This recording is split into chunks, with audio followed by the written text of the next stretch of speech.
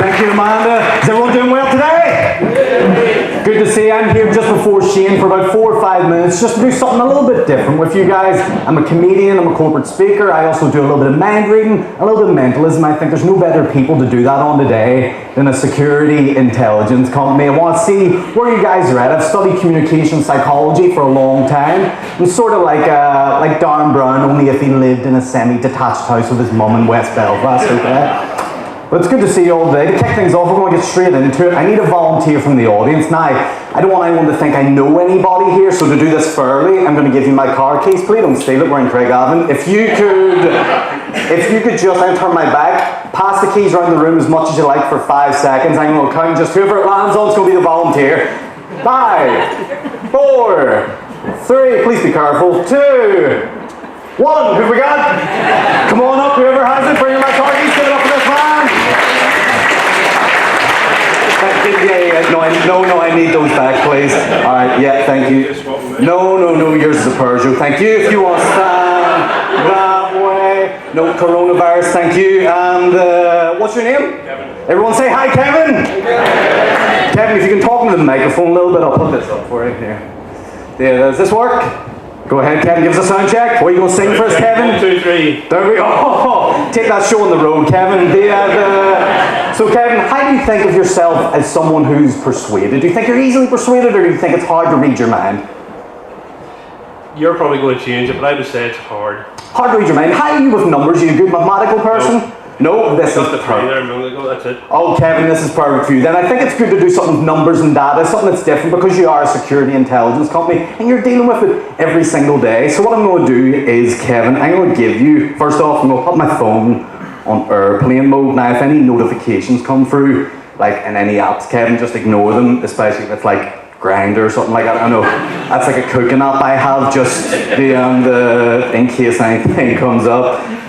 So Kevin, I'm going to give you a calculator here, okay? Now don't touch it yet and just listen to my instruction, Kevin, okay? I want you to select a series of numbers, right? Now with the numbers, I don't want them to be the same digits. So if I say pick a 3-digit number, don't do 111, 222, 212. Do like random digits as you can, okay? And try and make this as random as you can. When it comes to mentalism, they like to try to deceive you, they like to try hide things from you, they like to try pull the wool over your eyes a little bit. I'm going to tell you exactly what I'm going to do for you right now. Mentalism has 2 different forms. There's influencing thoughts in people's head, and then there's retrieving information from people's head. That's what I'm going to try to do with you right now. So, what I want you to do with that calculator is think of a 2-digit number and just put it into the calculator and let me know you've done that.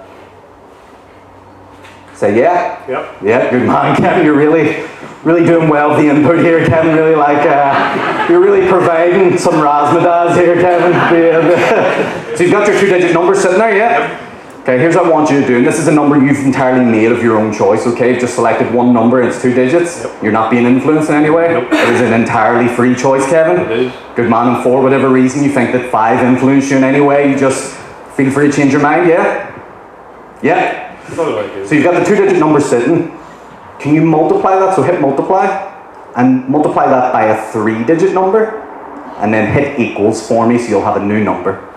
Let me know you did that. Done. Done, okay. We're going to do one more to make it even more difficult. Multiply that again by a 4-digit number and then hit equals. You got a new number? Yep. Okay, and we're going to do one final round, Kevin, okay? Now this number can be any number you want. It has to be a 6-digit number, okay? 6. And it can be whatever number's in your head, for whatever reason, as long as it's 6 in your head, okay? It's an entirely free choice, Kevin. Kevin, all right. 6-digit number, multiply, hit equals. Let me know when it's done. Now that should be probably a very long number, am I right? It is. Right, and there's no sort of square root number, there's no letters, it's all just one big number. Okay, Kevin, I don't want to look at anything here, so I'm just going to retrieve the paper and the information here. Kevin, if you want you stay there, Kevin. I'm just going to do a little thing here. Okay.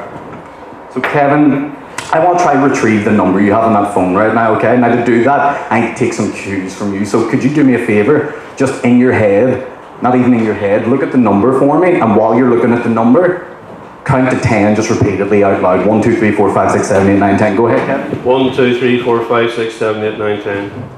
Keep going, Kevin. 1, 2, 3, 4, 5, 6, 7, 8, 9, 10. 1, 2, 3, 4, 5, 6, 7, 8, 9, 10. 1, 2, 3, 4, 5, 6, 7, 8, 9, 10. Yep, even more boring. 1, 2, 3, 4, 5. We have an opera singer here, guys. Oh, wow. Yeah, keep going, Kevin. 1, 2, 3, 4, 5, 6, 7, 8, 9, 10. 1, 2, 3, 4, 5, 6, 7, 8, 9, 10. 1, 2, 3, 4, 5, 6, 7, 8, 9, 10. Okay, we can stop there, Kevin. I think I've got this wrong, but I don't know. You're very hard to read, Kevin. You're really difficult. You must have a terrible life at home. But I'm going to take a guess. Don't tell me if I'm right or wrong yet. I'm going to show the audience first. Kevin, show your phone to the audience, see if it matches up. Does that match up? It does pretty much from what I can see there, yeah. Does that match up? Did it work? Can everyone see? It worked. 5142291991514. Did I get one wrong? No, that's right. That's right. Give it up for Kevin. That's right. It's only a miracle, guys. It's only a miracle. Give it up one more time for Kevin. Give it up. Now, hold on, Kevin. Before you go, just one more thing. Does this number mean anything to you in any way? To get a good look at it now first. It's the first time there's been a mathematician on stage. All right, Kevin. No great jokes. Really great. No, is it like it's not like a password or anything for one of your emails, is it? No. Are you sure? Is it like a bank account number? No. Not Kevin's anyway. I feel like it relates. I feel like this number relates to someone in here. But if anyone shout out if it does, like think a bit harder, Kevin. Kevin, you're really ruining this at the minute for me, I'm not gonna lie. I'm not having fun here. Numbers are one of those things, you can look at them many different ways, and when we change our perspective on things and we look at things in a different order, we can decode things. You guys know that from working in security and working with people's data every day. And I feel like there's some way of looking at this, but I haven't, hold on. Sometimes this works, sometimes it doesn't. Give me a second.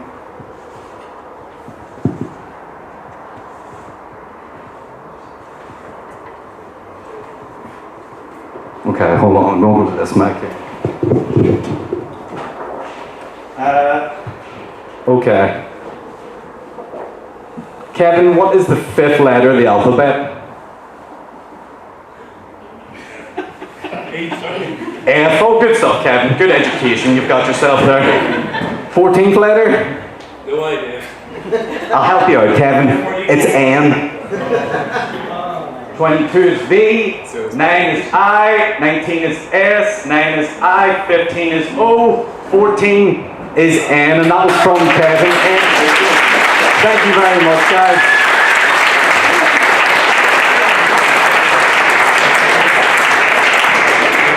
You guys were very nice. Thank you for participating in that. Sometimes it doesn't always work, but it's good that it did. I hope you had a good fun with it and it was a good laugh. Yeah, thank you. Thank you. We're going to keep it rolling. We're going to keep it rolling for your main act right now. This guy's a great friend of mine. He's here today. You're going to love him. One of the top comedians in the country here at Envision. Please give a warm round of applause for Mr. Shane Todd.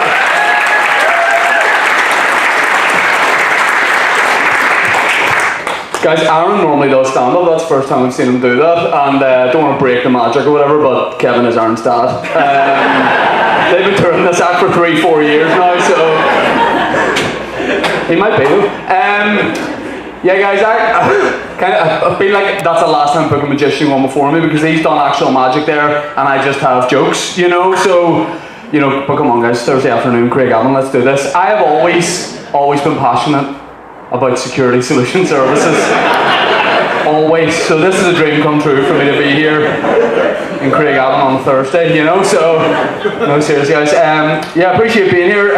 Do a lot of travel with stand-up. Just back from the Wuhan Fringe Festival, some great gigs out there, and doing stand-up and things like this can be a bit weird, right? Because it's not like a comedy club, you know. But I've done this sort of gig before. Basically, I did a gig in Ardoyne once, 2 teenagers. So once you have done that, impossible is nothing. You know, there's nothing I can't achieve because I performed to teenagers in Ardoyne. I've been doing stand-up for like 10 years. I got a phone call one day, unknown number, this guy said, "All right, mate, how's it going? I want you to come up to Ardoyne and give a cross-community talk to some children." And I said, "Mate, I would love to, but," I said, "first of all, how'd you get my number?" And the guy said, "Don't worry about it." I said, "Mate, I would love to, but I'm busy on that date." And the guy goes, "Mate, what are you talking about? I haven't given you the date yet." So I said, "Mate, I would love to, but honestly, I can't do it." He told me the date. I said, "I can't make it." And the guy goes, "Mate, you can't say no." And I said, "No, I really have to." And he goes, "No, quite literally. You can't say no, you're doing it." And I said, "All right." And I'm from Hollywood, right? I don't know if there's anyone from Ardoyne in, right? But I mean, I'm from Hollywood, so obviously I was worried, but I've never been to Ardoyne. I'd obviously lied to my parents about, where I was going that night. And because the thing is, like, my sat-nav is used to North Down roads, my sat-nav's used to Hollywood, Cultraw, Helens Bay. Whenever I typed Ardoyne into my sat-nav just said U-turn immediately. Get back into your house when people love you. But I went and did it. It was in Ardoyne. It was 50 kids from the Shankill, 50 from Ardoyne, cross community, and they were just in a room like this with a big division down the middle. And it was me and Tim McGarry. It was me and Dad from Give My Headpiece. And they absolutely loved Give My Headpiece. So when Tim McGarry got up, the kids were loving it. They're like, "Dad from Give My Headpiece, Blame Game." They loved it. Aaron gave me a lovely introduction there. The fellow that rang me was giving me an introduction. As he was bringing me on, there was kids talking at the back that wouldn't be quiet. He went up, slapped a person on the back of the head and came back. I was like, that guy was about 7. Right, the guy came back and he goes, "Right, lads," this is when I realised that maybe I wasn't first choice for this gig. He goes, "Right, lads, give it up for wee Sean." Not my name, right? So I came out, I went, "All right guys, my name's Shane Todd, do a bit of stand-up." I was about to tell them about like my career and my life, and as soon as I said I'd do a bit of stand-up, this kid, this voice from the darkness, I don't know what side he was on, but this voice went, "Tell us a joke, mate." Spot on, Ardoyne impression, by the way. And when he said that, I was like, "Oh, we'll do the jokes in a second. We'll get to the jokes in a second." He went, "Aye, mate, tell us a joke." And I said, "I will." He goes, "You must be work, mate, if you can't tell us a joke." Now I started to feel pressure and sweat a bit, and I was like, I don't really do like punchline jokes, but I was like, "Oh, my cousin asked me to be usher at his wedding during the summer, but I told him I don't really do impressions." And I said, "Well, don't throw things first of all," but I said, "No, that actually is," I said, "You're wrong, mate, it is funny because you can be an usher at somebody's wedding, and also there is a singer called Usher," and the guy goes, "He is work," and everyone's like, "He is work," and I should have cut my losses at that point. It was my first time in Ardoyne. I should have just got out of there. I should have just said bye and left. But I kept talking. I tried to bring them back. And I said, "Guys, I don't just do stand-up. I do videos as well. I do like a character based on someone from where I'm from in Hollywood. He's middle class. He's a rugby player. He's posh." And I was trying to inspire the kids. And I said, "You guys could do a character as well based on someone from the Ardoyne or Shankill. You guys could do a character who's a wee spy."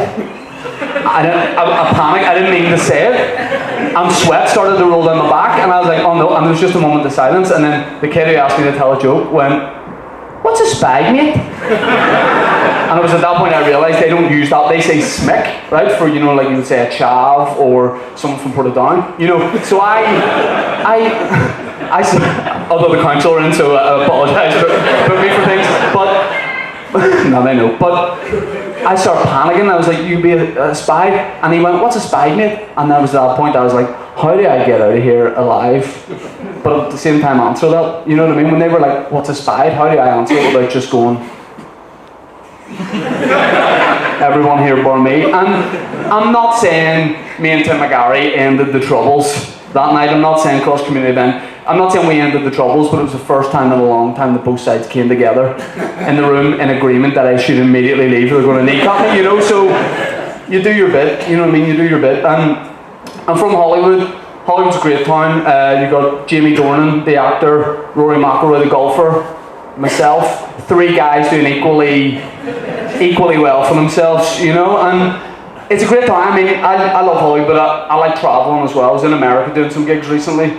I was in LA, and whenever I came back, a lot of people were asking me, "Shane, what are the big differences between your Hollywood and the Hollywood in America?" And I would always say, "Well, guys, there's one hell of a difference."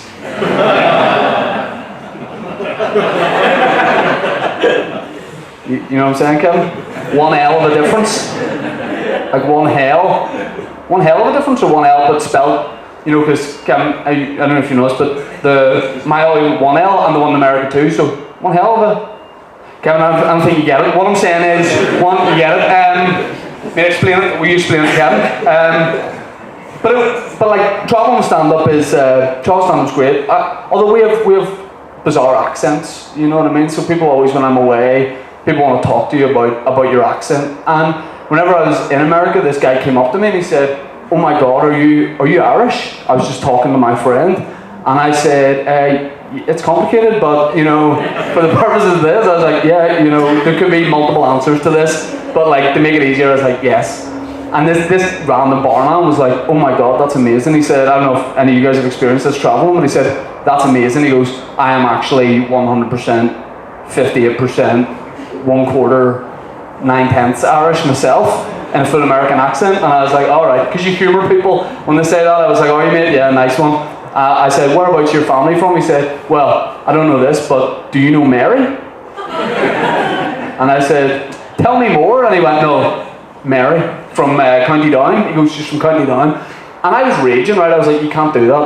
It's actually a bit racist. You can't just assume that we all know each other in this part of the world. It's not that small of a place." I was ripping. I was like, "You can't what does he think we're doing, all fiddly-deeing, jigging through the streets?" I was like, "It's not like..." And then I was raging myself because I realised I did actually know who he was talking about. I was like, to be fair, I do. Mary's actually a good friend of my auntie. She had given me a lift to the airport to get on that trip, but I was like, maybe in future you don't do that. And when we were gigging, I did a show in New York. This guy came up to me after.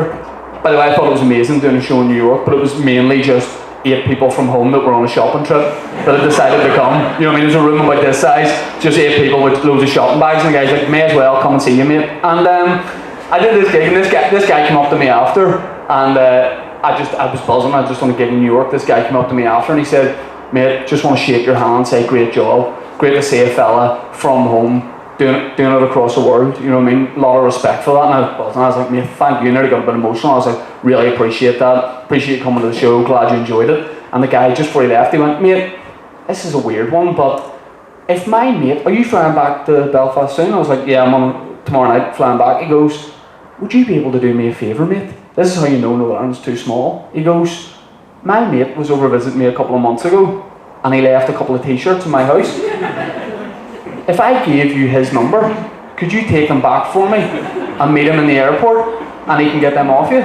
And it was at that point I realised people had worked that it was cheaper to buy a ticket for my show than it was to pay standard postage and packaging back home. So then I looked, there was just loads of people in the queue behind him, just with different things. Some guy being like, "Maybe we could take his fridge to my auntie." So I'm doing a gig in Glasgow next month, taking a van on the Sten line. If anyone's looking at anything brought over, give me a shout. It is bizarre. Like whenever getting into America is a lot easier than getting into here. I don't know. Do we have anyone not from Northern Ireland? Is there anyone from international? 2 Americans? That was very... get them. Hands up with the American people. Whereabouts in America you from? Boston. Boston. So I find getting into your country a lot more difficult than getting into here. Like we don't really have like a war on drugs or anything. Like because you know you go in the Boston airport, you go into any of the big airports in America. There's X-ray machines, there's 3D scanners, there's guys with the guns, there's proper fellas that are well into border security. You know, the guys that work in the airports, I don't know if they get paid for it, the guys that work in your airports, but they just love border security. Like, they just don't like people getting into places. Like, I think a lot of these guys probably take their work home with them. You know, when the wives come down in the morning, you know, I just picture guys standing at the kitchen door like this. You know, and the wife's like, "Excuse me," and the guy's like, "Whoa. Where are you looking to go to today?" You know, you're like, "The kitchen. What's the purpose of your visit?" "Cereal, please move." You know, but you have it all the airports, you got the technology. We don't really, you'll find when you come into Belfast, like our airports don't have the same level of security. Like we don't have the X-ray machines, the scanners. We have an elderly man. I don't know if you met him, Brendan, but we have, just to stop people getting in, he does a great job, to be fair. He does international and city. You know, he has a wee Fiesta, he would drive in between them, but he can't cover all the flights, but he's there for a lot of them. You know, but we're doing the best we can. I hope you can bear with us, you know, and appreciate it. Like Brendan is, he sort of, yeah, you've seen him, he just sits on a wee stool at the bottom of the plane stairs when you get off, and he's, oh, God help me, he's doing his best. I mean, he's 97 now, and yes, he is blind, but he has the gift for it. A lot of people say he's blind, but he has the gift to be able to hear drugs. And there's a way to trick him, because if you want to get anything into America, it's difficult. You want to get anything in here, it's very easy. Just tell him that you don't have anything illegal, and he's happy enough for that, you know what I mean? Like, all you have to do is promise, and Brendan's like, go ahead, you can get in. But whenever I tried to get into America, it was a lot more difficult. I was in one of the American airports, this guy stopped me, like a real serious guy that worked there, and they don't like banter that much in the airports over there. Like, the guy said, what's the purpose of your visit? I said, banter, and he's like, no, we don't do that. I said, oh, I'm here to just on a holiday, because I was lying, because I didn't have a visa at this point. And don't tell people at home, right? But shouldn't have said that out loud, but just don't tell Trump or any of the boys, right? And what happened was, this guy stopped me, he said, what's the purpose of your visit? I was trying to go from Washington to LA, and I said, I'm just on a holiday.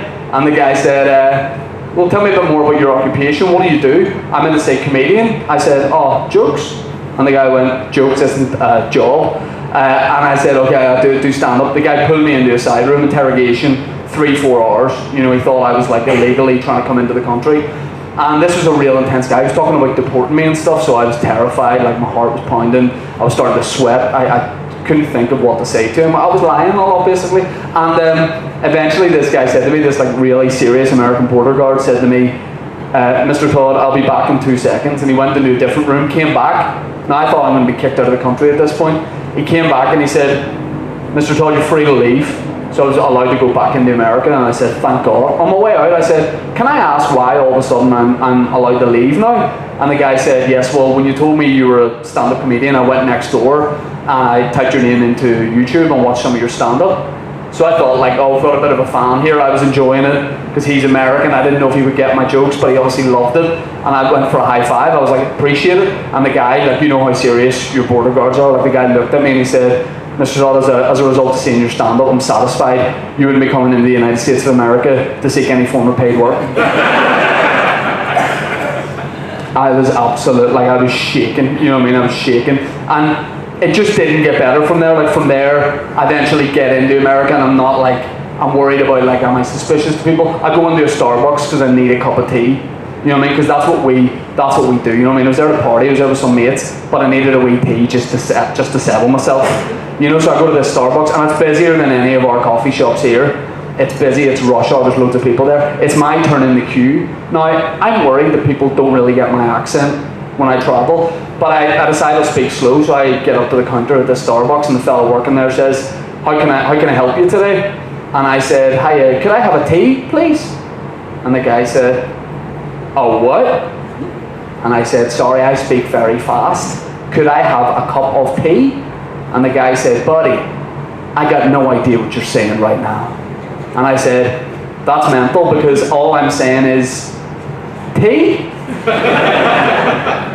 I would like a tea, if you have that. And the guy said, buddy, slow down.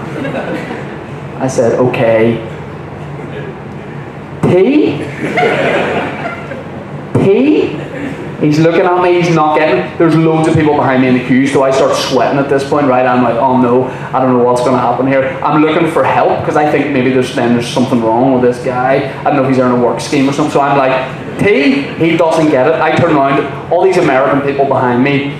You know the American spirit, people rally around and get together. All right, people support you out there, you know? And the people in the queue behind me, they knew I wanted something. So I turned around to them, they're all trying to help me out. What's this guy said? And I turned around, I was like, guys, can someone order for me? Could you just tell him that I just want a cup of tea? And the American people behind me were like, buddy, we got no idea what you're saying, but you can do it. You know, you can do it, sir. Like, a lot of people were patting me on the back and stuff and saying, like, you go, sir. And I was like, oh, I just want a tea. And they're like, we don't know what you're saying, but keep trying. And eventually I said to this guy, I'm like, look, mate, all I want is a tea.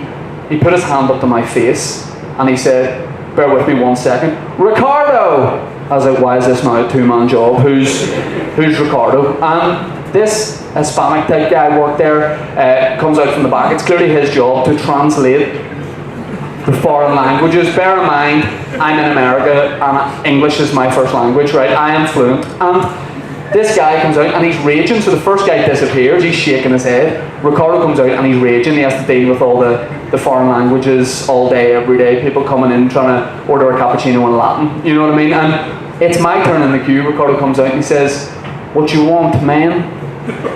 Where was he from exactly? I don't know, but he was from Mexico but had spent a lot of time in Uri, right? So that's why he has travelled around a lot, and he's one of those guys who just picks up accents, alright? So, and yes, he might sound different the second time he talks here, but that's Ricardo, do you know what I mean? And he came out and he said,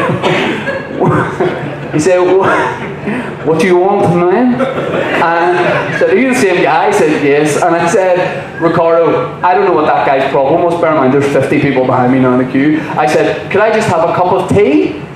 And he said, eh? I said, nearly, just put a T in front of it, and that's all I'm trying to get right now, just a T. Then the more I say it, the more I start to think, do I not know how to say T? Like, have I always been getting that wrong? Like, T? Like, then I keep saying it in my head, then I go, a couple of things, maybe they don't sell tea in America, full stop. So I was like, business opportunity, maybe try and get some funding on Dragon's Den, take a load of Tetley over to the States, try and sell it at a stall or something. Then I started to go, maybe I'm not actually saying words because it was an 11-hour flight. I go, do we speak English, right? Because I was like, because there was English people there getting served no problem, but suddenly our accent wasn't working. I was like, tea, and then I was like, oh, I'm not saying a correct word. I was like, I'm just making a noise. Tea. I was like, is that a word? Tea. And then I was like, there's something wrong with me, because I was like, can I have a cup of tea? And I was like, that doesn't sound like anything to me. Can I have a cup of tea? I was like, if anyone said that to me, I wouldn't understand. Cup of tea? I was like, that's just tea. I was like, I'm just making noises. And eventually, Ricardo, there was so many people there at this point, I'm going bright red, I don't even want the tea at this point. Ricardo said, you point to the board and I will get for you. And he's a wee bit camper as well, I remember him, but he walked around the board behind me, like the menu in Starbucks, and eventually he hit breakfast tea. And I went, yes mate, that's me, that's what I wanted, tea. And I swear to God, him and the first guy started talking about me while they were making my tea. Bear in mind, they don't think I know what they're saying about me because they don't think I speak English. So he's making my tea, and I swear to God, I heard him go to the first guy, why didn't he just say tea? And I said, I did say tea. And then I went, that isn't English. I did say tea. I was like, I'm making noises, I understand where they're coming from. And eventually I got the tea and I got out of there. And it was beautiful because my American friends, like the American people, are so enthusiastic, because when I got that tea, people in the queue behind me were like, yes sir, you've achieved your American dream of a cup of tea. And I was carried out of there on the shoulders of Americans, you know what I mean? People were whooping, cheering, a couple of guys got a barbecue fired up, like there was fireworks, they were absolutely, it's the first time I've ever drank tea to chants of USA, and I swear to God, when I took my first sip, I'm not lying, a bald eagle landed on my shoulder, and we drank the tea together, and it was a beautiful moment. Guys, thanks very much for having me. Give it up for Aaron Butler, yourself first. I'm St. Paul, kid.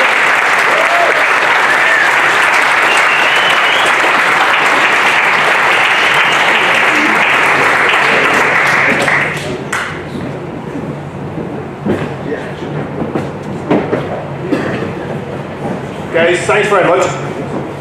I know now why Amanda volunteered me to go next.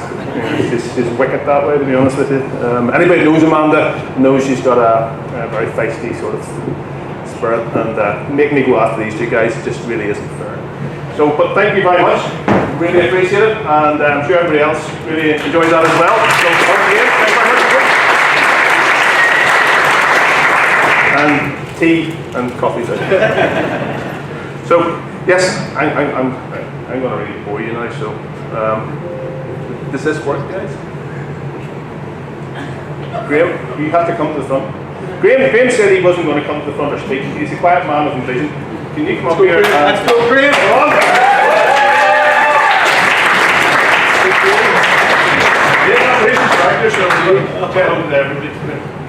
We've got so many good guys. I've come all the way from the States as well. John Douglas, a Phil, a good friend of mine. He also flies in that crazy little plane. And we've got Robert talking about Brexit, so that'll keep us all. And yes, just fill it. So basically, I want to do just for about 10 minutes is to take you through what Envision has been up to and some of the things we're actually looking at, and some of the reasons behind this DRP and what DRP really means, and why do we create this new product called DRP.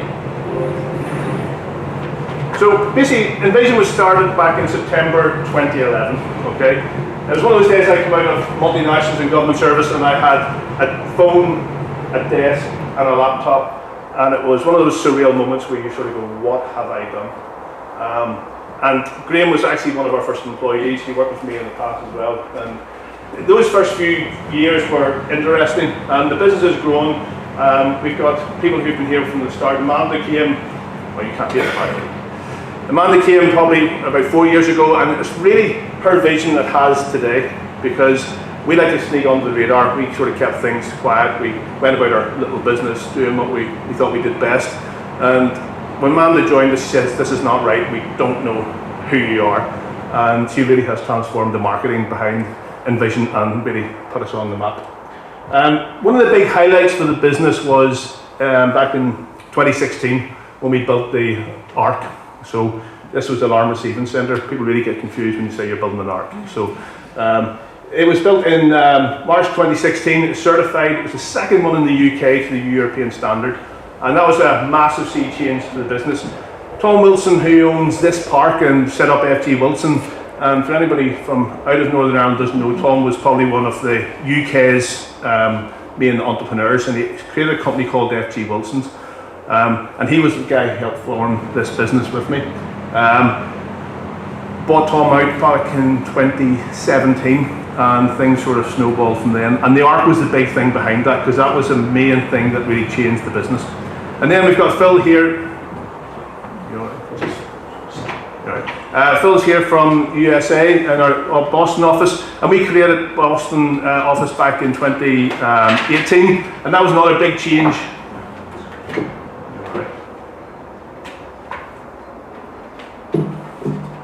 Intelligent Solutions in action.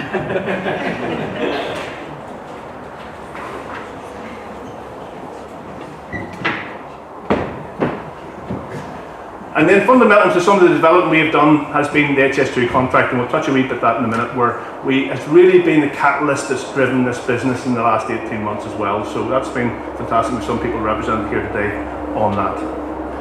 So what is DRP, and what was the ethos of this? I'm going to take you back, all right? Anybody knows me, and probably today knows I'm a bit of an aviation geek, and there's a couple of us here. But I want to take you back to May 1940, all right? And there's three things, and some of these guys might turn around and think I'm a bit simplistic, but in security there's three things, and it's detect, react, and protect. And let's go back to May 1940 and the start of the Battle of Britain. In France in 1940, the RAF got a pasting. The French got wiped out, and the German forces couldn't be stopped.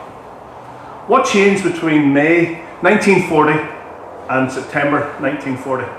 How did the Germans get defeated? They had the technology, they had the experience, they were fighting with the Spanish and the Legion from 1936 in that war. They had the experience, they had the technology advancements, and yet they got beaten in the Battle of Britain. One thing, detection. And what you'll see here is that their radar was right into France. And as the aircraft were taken off the French airfields and they had to formate in the air, the RAF knew about it. Why is that important? Because they had detected them, they were able to react. They were able to get the fighters off. These fighters have short range, so they put them up only when they needed to. And the key thing was they got them high. So anything, if you talk to the military guys, it's easier to defend from the height than it is from the low ground. They got the planes in the air, and as the Germans were coming in, they were able to react and protect and able to defeat a much superior force just because of three words: detect, react, protect. This is something then we've moved into today, which we do with HS2, and we created this combined security solution. So if you take HS2 today, and we did something which we were quite proud of, the fact that whenever we had British Transport Police, we had Met Police, and we had people from HS2 and other departments, we were doing something that not even the police were doing. And we gave them a capability that they didn't even have. And what was that capability? We actually put out vehicles which were designed as control centres. We put turnstiles in place, we've our cameras around the line, we've drones in the air, we manage the airspace. The security guards on the ground have got body cams linked into 3G, and we break us all in together into an alarm receiving centre we built for them. And how's that work? Believe it or not, HS2 does have a lot of militant protesters, and whatever line you want to take on it, it's going ahead, thankfully for us. But we've got a lot of Extinction Rebellion. We've got a lot of protesters who get very militant. There's been a lot of vandalism. And I can understand that to a certain degree. When you go and you take over somebody's property, you take over a farm, you take over people who've been there, or you're cutting down trees. And the problem they had was they able to detect what was going on. So you have people sitting in HS2 head office in Birmingham and Aylesbury, and they were listening to people on radios or phones to what was happening in the front line. And we changed that. So what we've actually got here, we've got our Series 2 cameras, which are these in the towers. We've other towers on the ground. We've got the body cams, we've the drone, and we converted the signal to basically go into the command vehicle, and then we put that out over 4G. So what we actually have in the command center we built for them, these managers will sit back and they'll see cameras live in the air, cameras on the security guards. You'll have the cameras on top of the vehicles, which are military grade. You have the cameras on the front line, and they can now take action because they're detecting where the problem is. And they're getting this live information coming to them that makes them react. And so instead of actually having these people running all over the countryside chasing people, you can now put the officers where you need them, and it diffuses the situation. And because we can react in that manner, we can protect. And that's just very, very simply by giving people a network solution. And the innovation behind this is not necessarily the equipment, it's actually making it all talk. And actually giving it to people so they can see it in the front line. And again, we've done the same with the compounds. So everything is basically networked, comes back to here, and is controlled. I'm just conscious of time, so I'll keep moving quite quickly. One of the things that HS2 has done for this business as well, we've had a real drive to look upon renewable energy. So it's one of the big things now we talk about sustainability. If we're putting in a lot of infrastructure which is very energy hungry, and it's not easy to move, it's not easy to rapid deployment, that's a problem. And we've learned an awful lot now on battery management, using solar panels, wind turbines, to actually create what in the middle of the field is a complete security solution, and then beam it straight back. And this takes us into, we run through these quickly, of what the series is. So we really have 6 series within our range of DRP. And this one's one we started out with, probably going back 5 years ago with these original cameras. We did a job down in the border, which was on a wind, solar towers, wind turbines. And it was actually part of the Quinn group. There was major problems there, and we had cameras on top of that mountain. And we put the cameras up 5 years ago, and Graham would sneak in every now and again and drive very fast out for changing batteries maybe once every 6 months. We took these cameras down after 5 years on top of a mountain, and no word of lie, he got a bottle of Jif and a cloth, give them a wipe, put them in a box, and they were back on the customer site the next morning. Yeah, that's what you call robust. That's military grade and a really effective solution. And we've built upon that, and we've worked very much developing that software over the last 5 years, making the software more advanced and more user friendly. And we've added other products to that as well. And I just realised I've been talking about that product instead of that product. So there you go, I get it wrong. Not very intelligent, doesn't it? And then we've brought in this new one as well, which you've probably seen on the desk. So it basically is a military grade product as well, with about a week's battery supply, which we can mount anywhere effectively. And that's been bread and butter. On the Series 1 stuff, John's here from Envision today as well, and with Ajax. One big part of what we do and always have done is putting in traditional CCTV. So we are an engineering company, we are an installation company. We install CCTV, intruder, access control, fire alarms.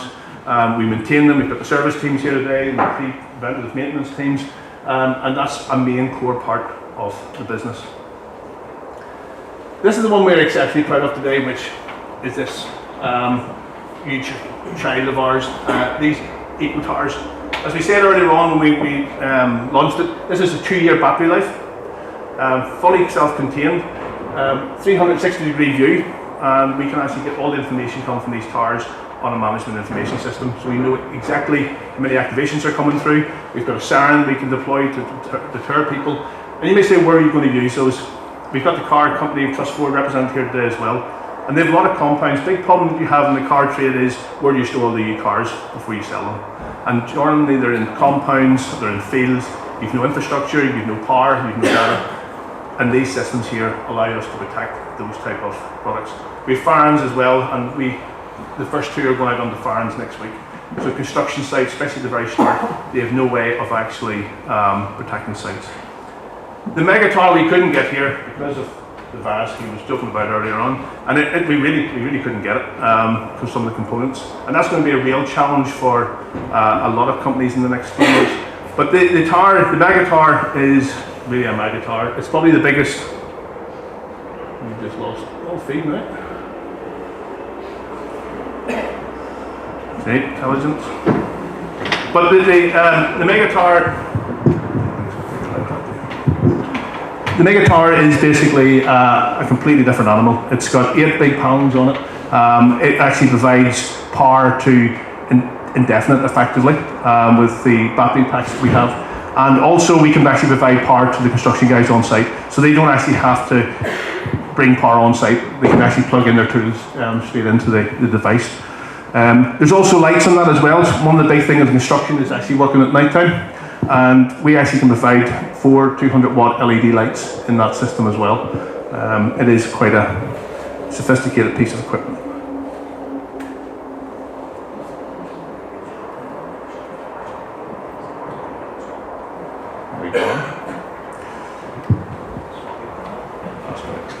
One of the big things we actually do, and I'll just keep going pretty quick here, is the remote monitoring. Remote monitoring is basically replacing guards. If you look at the price of a security guard, 20 years ago when minimum wage came in 1999, I believe it was £3.60 an hour. And minimum wage has gone up on the 1st of April, I believe, Lindsay, to £8.57, am I correct? I believe so. So that has made the price of a security officer well over double. Has that security officer got twice as good? Possibly not. In many ways, I think actually security has gone backwards rather than forwards. So you actually would pay for one guard round the clock the region of £100,000 a year, which is a tremendous amount of cash. And what we do in the remote monitoring in the command centre is we actually can replace that security guard. So effectively 5 men in a control room can do the work of 1,000 security guards. And that is not an exaggeration. So you can think of the cost savings involved in that. So how do we do that? We class it as remote guarding. And what we do is we can actually control gates, we can control barriers, we can watch cameras, we can react, we can control doors. We actually have all the access control remotely through. It is a massive, massive saving. But not only that, it's probably actually more secure and more efficient. And that's a big core part of our business. Envision is also registered with all the police forces in the UK, 48 police forces in the UK, Garda Síochána, and we're also with the Boston, Massachusetts police. And the guys would be on with the police most every hour, Graham, effectively. One of the biggest challenges we have, and this is the fact when we think about policing and we see in a move for the private security sector, in this area at night time, there's probably one patrol car to cover a 20-30 mile radius.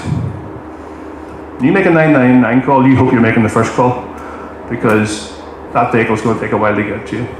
And that's a fact. And it's not just unique to Northern Ireland.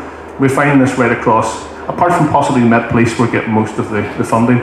So private security is playing a bigger role in the day-to-day protection of this country, rightly or wrongly, but it's a fact that we have to deal with. And we're in the front line in that. That's very good.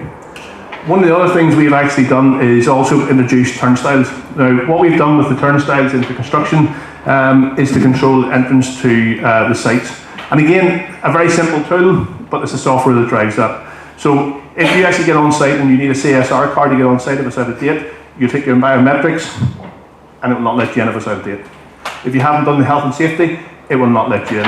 And it will actually program all of your deliveries as well. So the turnstiles we started last year, and I think we've now got about 5 or 6 of those out, and there's about 8 going into HS2. The last one is probably, they call it my pet subject and my vanity project, and if I disappear off, it's generally because I'm trying to do what I was doing in the sky earlier. But the aviation side of things and the special projects. One of the things we're really proud of is these vehicles on HS2, because they don't exist in the UK. They are command centres. We basically pulled the inside of them apart. We took the front seat out. We put in a hybrid power supply. We created a control room in the back with LED screens. We put a police grade turret on the roof. There's floodlights right round. There's a medical station with defibrillators. There's a drone station in the back, and we can control that out in the field. So effectively, it's a command centre on wheels. And it probably took about 6 months sort of designing and getting them operational.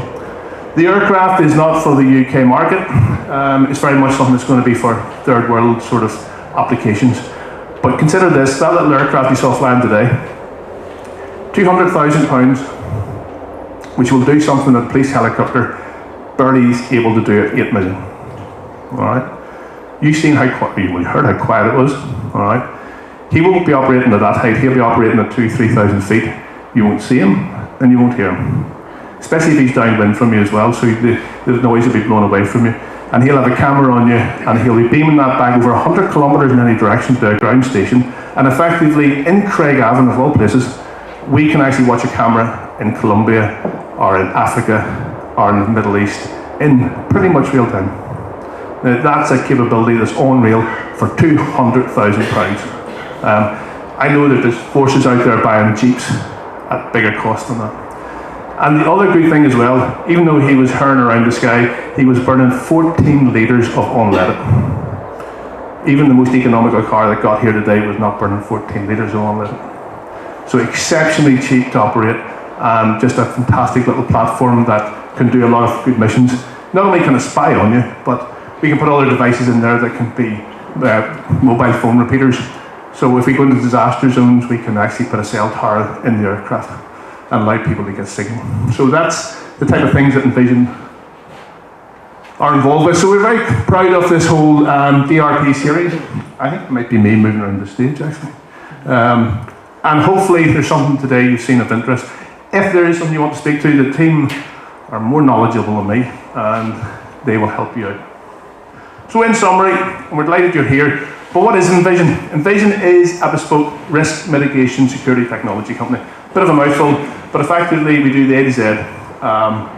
If we see a need, we build something to meet that need. We're an integrator, we're moving more into manufacturing with the towers, but we will take products from anywhere and we'll make them talk. And if there's a solution needed, we'll develop it. The focus is always on new technology. 6 months in this game is a long time. And we've got manufacturers here who know this better than me. If you don't keep moving, you're left behind. And we've got a really heavy investment in our resources. One of the key things about Envision, and I'm finished now, is anything we make in profit gets reimbursed right back into the company. And if anybody in business here, that's probably the biggest thing we've learned, is not to pull cash out of the business. If we make money, it's re-put back into R&D, in buying more resources, and getting more people into the business, because without that, we're never going to grow. And the key thing is, for a Northern Ireland company, here in County Armagh, we want to be able to service on a global scale, and I think that's the key thing. And we're committed to delivering a very effective and efficient security service. So thank you once again for coming, really appreciate it, and I'm going to have some more interesting people than me to have a speak.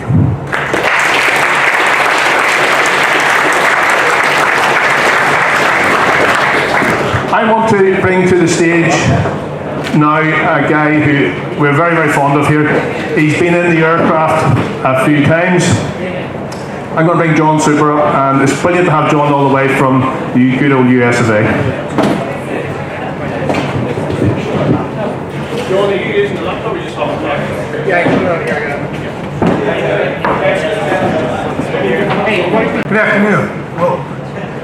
Good afternoon. My name is John Soper. I'm the president of Caption Group, and the reason I'm here today is Phil promised me free lunch. It seemed to work out. No, it's Caption Group. We're a small disadvantaged business out of the United States. We're an Alaskan Native corporation, which in the international market does not have a lot of significance, but what it does do is allows us to have some preference in U.S. government contracts. We are a U.S. government contractor. Right now we currently have about 18 contracts. Our total revenue is about $53 million a year, and we have contract value is $227 million. I'm here today to try to identify some disruptive technologies, basically in different areas, to bring to market in the U.S. and partner with small businesses here to support our U.S. government contracts. So right now we see a lot of different contracts out in the States, and we just don't, we're a services company, so we don't have any production. We don't go out. So I'm working with Phil here in some different areas. We can look at different security type, technology related, software development, which are things we do for the U.S. government, but we just aren't out in the public markets. All right. Benefits of partnering with us if we have the opportunity. We get large directed award procurements that are non-protestable. In the United States, we get contracts that are awarded to us strictly because we're an Alaska Native corporation. So that could go up to $22 million in value. Now it's changed and it can go up to $100 million in value. Those are over a 5-year period. The reason I bring that up here is if I can identify contracts to the U.S. government that are available, we'd look to partner with somebody to help us on the product side. We have accelerated acquisitions. Normally with government it's much slower, but for us it takes less than 30 days to be on contract from initially talking with the contracting office to starting work. I already mentioned the $100 million sole source ceiling for the Department of Defense only. After that, it's Department of Homeland Security, say, other major departments in the U.S., contract ceilings at $22 million.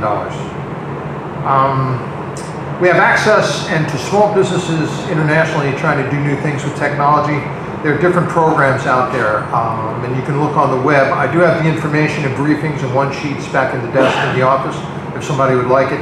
But they're called, for example, AFWorks, which is the U.S. Air Force's new technology incubator, where it allows companies internationally to go in. If they have a good idea, they'll help fund you to develop it and bring it to market. SOFWorks, the Special Operations Forces, has the same thing. The Army, I don't remember the acronym for it, but they have the same thing. And then the newest is the Small Business Innovation Research, or SBIR. The program works a little differently, but it takes over a 6-month to a year, and they work in conjunction with you under the Small Business Administration to do the same things as far as developing new products that could support U.S. government contracts. Our capabilities for Caption Group include intelligence lifecycle support, that's what our major contracts are, language and linguistics training, cybersecurity, engineering, information technology, and staff services. Again, we're strictly services and we supply people. Right now on contracts we have 352 personnel spread out over the government. We have 14 prime contracts, upwards, I just mentioned, over 300 full-time employees. We have a facility clearance, which is critical in the United States, which allows us to do classified work. We have personnel at 29 CONUS sites, Continental United States sites, and OCONUS locations combined. We have 13 locations outside the United States. We're ISO certified, which is a U.S. government certification for what we do for all of our practices, which is reevaluated every year. We have a U.S. government approved accounting system, and we've proven to be fiscally responsible because we have a $200 million line of credit, which can help us when we start new contracts or reaching a little bit. We have money to back us up. Does anybody have any questions on that at this point? I'm going to change slides. Or can everybody see these? Yeah? All righty. Let me just see quick. Folder at the bottom. Give me 1 second. To the left. No, right. Very dark. See the files? Oh man. Not good for the technology company, right?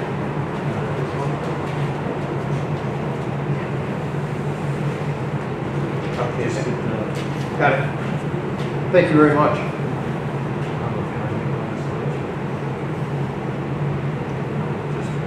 I got it. All right, here's our capability brief, which will give you an overview of what all Caption Group does. All righty.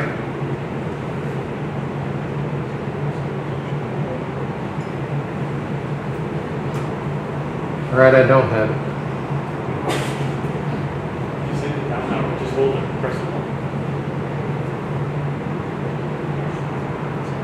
All right, as I mentioned before, we're part of a larger corporation, which is the Chenega Corporation.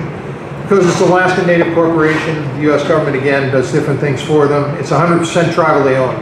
All right, so for me as president of one of these subsidiaries, I'm not allowed by law to have any ownership within the company. I'm employed as the president to do certain specific things outside of it. All profits have to be returned back to the tribe in Alaska. It supports everything that they have there. Chenega is actually a village, and we're known as a village corporation because of it. Run by a board of directors, most like a lot of other organizations. Most of it, again, service offerings. We have 4 strategic business units. All right, Capson Group appears in the Military Intelligence, Operations, and Support Business Unit. Within that business unit, Capson Group is one of 18 companies in various different levels within the program, size. We all focus on different markets within the U.S. government side. 5,400 personnel in Chenega, so it's not really that small a business within all the business units. And Capson Group is within the MIOS SBU, which I just mentioned. I don't know if you can see the graphic outside of it. It shows along. All right, we're headquartered in Northern Virginia. I do most of my work out of the state of North Carolina where I live, and I travel up there when I need to. We at Capson Group specialize in training, intelligence operations, IT and systems, records management, and program operations. And I mentioned most of this before on what we have for contracts and what's there, so I won't go back over it.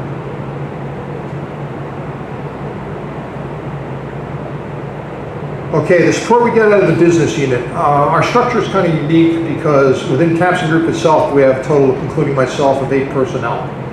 It allows us to stay small and lean for what we want to do work-wise. All of our support comes from the business unit. The business unit averages around 100 people.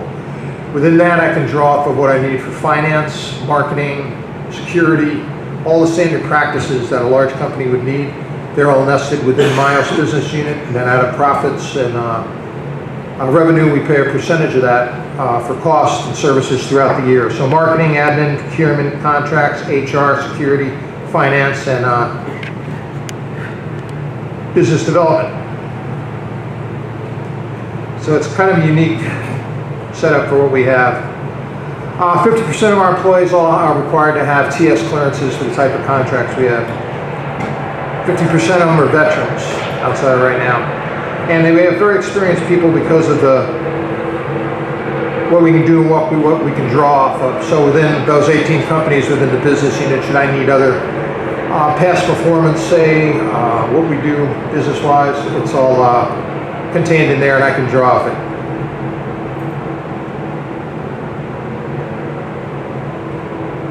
Nifty picture that shows where we're located. Right, this is a little the same thing of what we do, but our services, IT and engineering, training and e-learning, program operations, intelligence operations, and records management. I'll just step through these quick because these are just an example of a lot of the contracts. First one's linguists and analysts. We supply those to the U.S. Air Force, headquartered in San Antonio, Texas. Our high point is about 239 full-time employees located out of over 13 sites worldwide. They're intelligence collectors and analysts for it. 5-year contract. Intelligence training for the Royal Saudi Air Force. We do this for their ISR systems. It's their back-enders that do the processing and processing on the ground also. And that's another one that's located in Texas. And the last one for Texas, English language instruction for the Royal Saudi Air Force. We have 200 cadets we train full-time. It's associated with the F-15 program. After they stay with us within a year, they learn English to a point where they can transition over to one of their military skills, which will be fuels, avionics, sheet metal work, that when they go back to Saudi Arabia, they'll be able to support the F-15 program.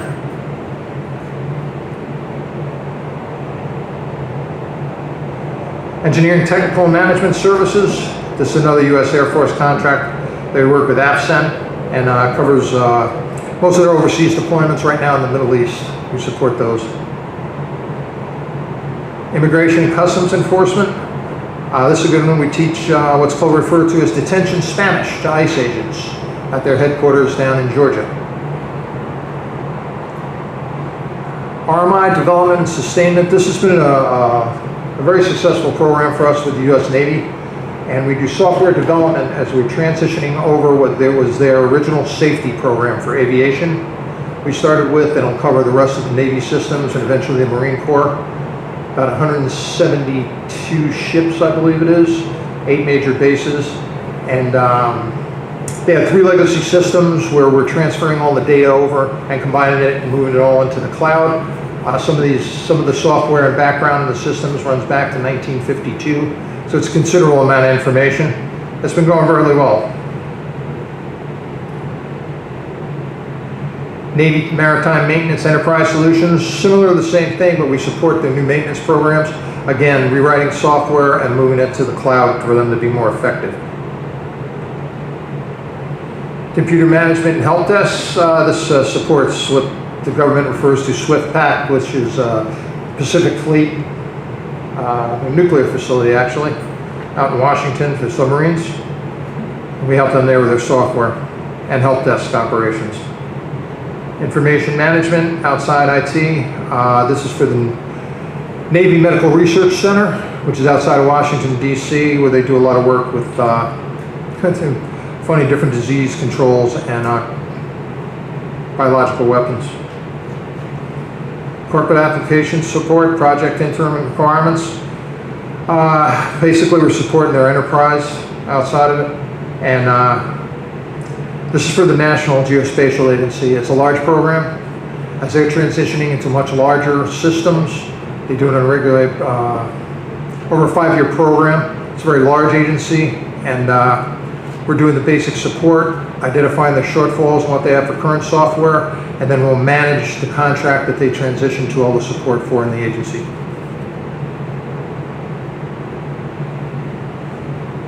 Operations Center, Mission Assurance and Support Systems, that's basically just what it says. Smaller contract, but we do it within the National Geospatial Agency. Document Management Information Systems, U.S. Marshal Service.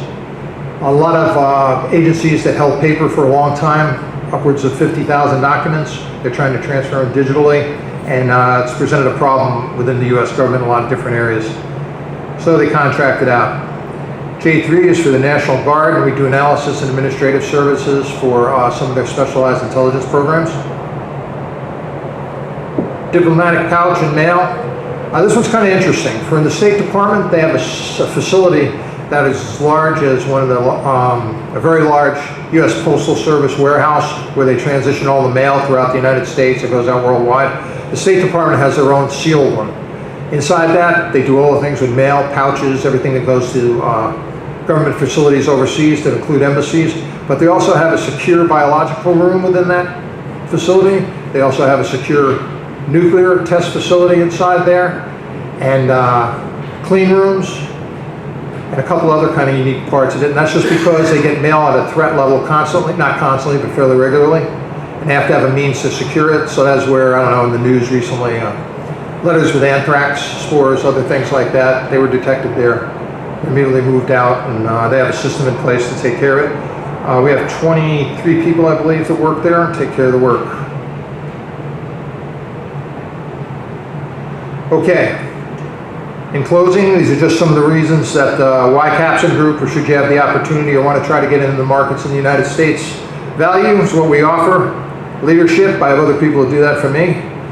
People, we have great employees, what we're doing. Customers, government-wide in different areas, depending what the interests are. Locations, we're spread out the United States and worldwide. Shared resources, what I explained before within our business unit. And teaming incentives, should we be able to do that and go with the U.S. government, they offer certain incentives financially to companies that do that. And these are government contract vehicles we work off of, which helps us procure stuff quicker. Procurement advantage, less than 30 days really. It's a nice slide, shows a lot of colors. That's a big advantage. It takes us 30 days from starting conversations with a major contracting office to being at work. And that's it. Wasn't too bad, was it? Right? Yeah, see you.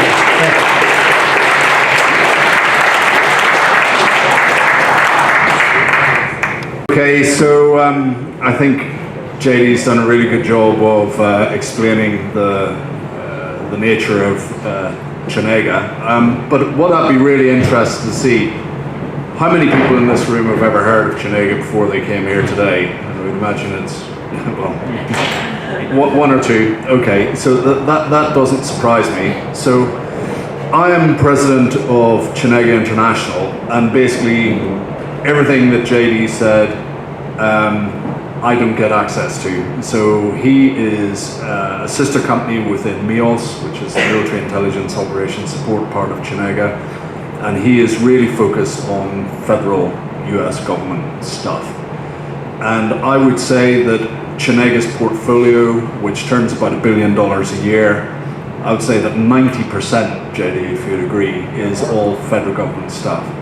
So my boss, John Campagna, who's the president of Chenega MEOS, in conversations with him, I said, sort of, we've got a really good talent pool in Northern Ireland that is largely untapped when it comes to, sort of accessing the technology, the people, the resources, the services that are here that don't really get as much access to these really interesting contracts in the States and elsewhere. So for the last couple of years, I've been on a talent spotting competition, and certainly at the top of our list, we found Envision, but we've got about a dozen other companies, Northern Irish companies, that we're working with to try and coax them into some of these contracts in the States, and JD is probably the best conduit for that.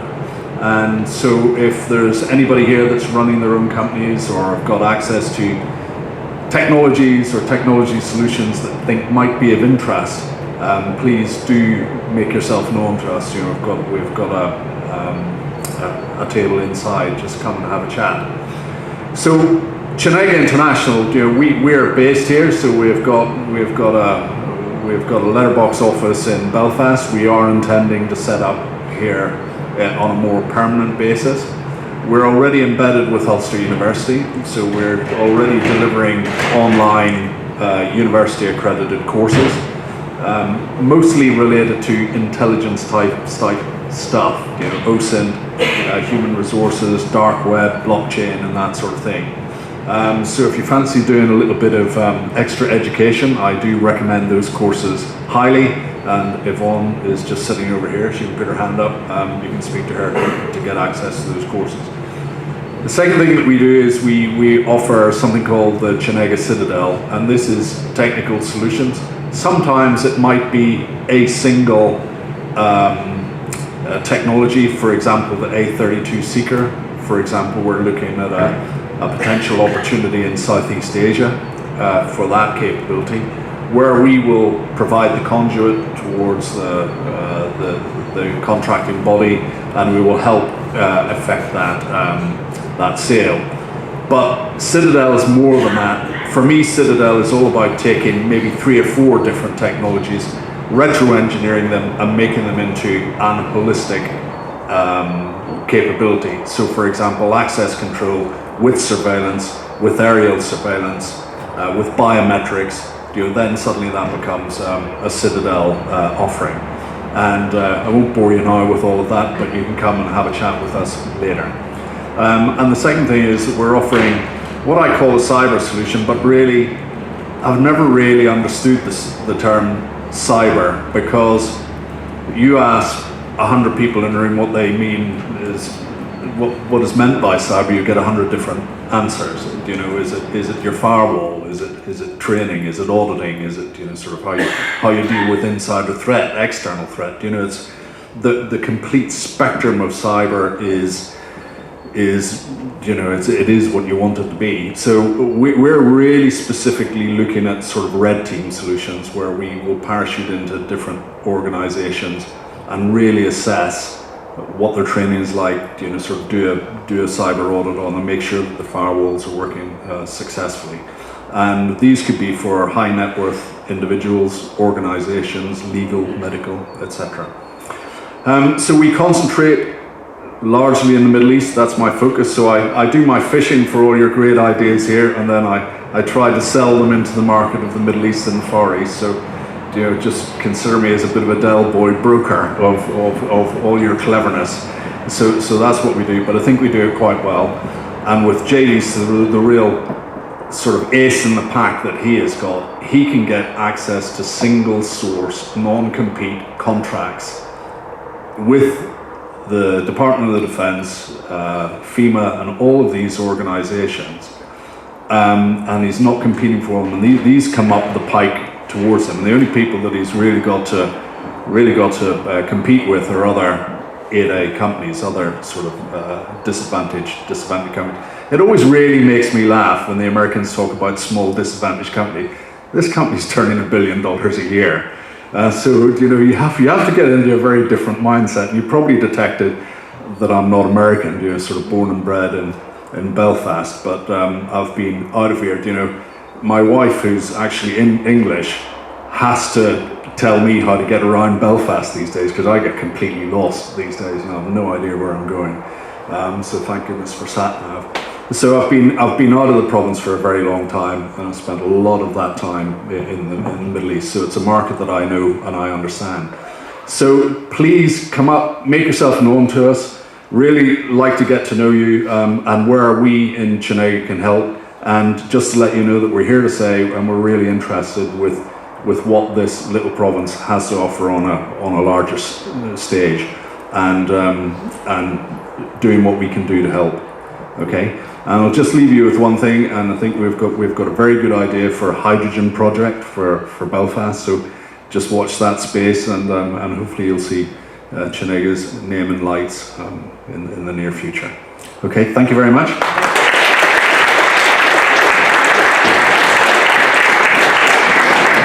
I want to bring up Phil Sloan. Phil is a really good friend of mine, as well as somebody we work with. He's also a guy who flies a little grey plane with me, and whenever we need to get our head showered and sort of get away from it all, we go up there, and trust me, you don't think about work, you don't think about anything else, you think about landing and getting down safe. And we do laugh about this because we're not small lads, and the joke at the airfield, when we get into it, the plane's well filled. So Phil Sloan, and he's going to talk about that wonderful topic called cyber, John.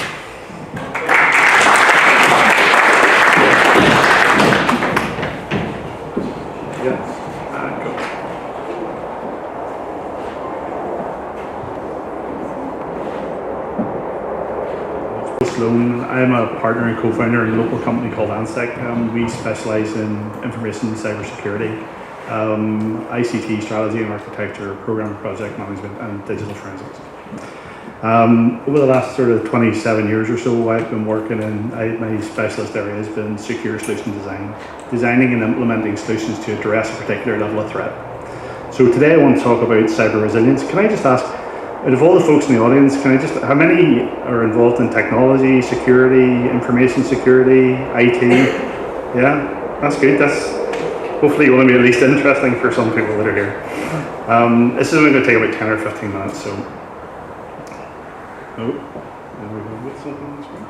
Okay.